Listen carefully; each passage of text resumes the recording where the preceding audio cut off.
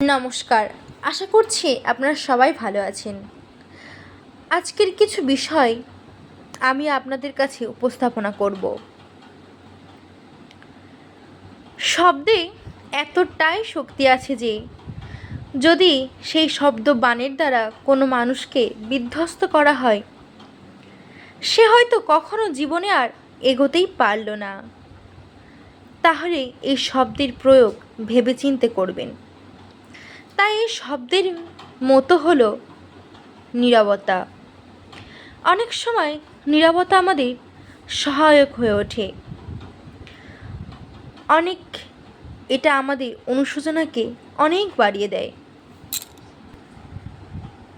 সন্দেহের কোনো চিকিৎসা হয় না, চরিত্রের কোনো প্রমাণ নেই এবং নীরবতার থেকে উত্তম হাতিয়ার নেই।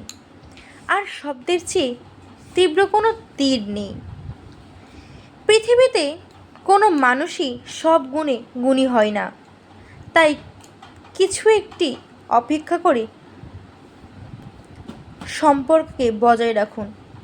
ভুল ত্রুটিগুলোকে পিছনে ফেলে সম্পর্কগুলোকে বজায় রাখুন। যদি আপনাকে নিজেকেই বলা হয় আপনি কি পরিবর্তন করতে পারবেন? যদি আপনার নিজেকে পরিবর্তন করার ক্ষমতা নাই বা থাকে, তাহলে ঈশ্বর বা ভাগ্যকে দোষারোপ করার অধিকারও আপনার নেই।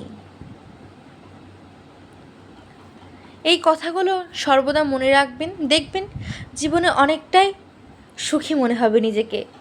নমস্কার।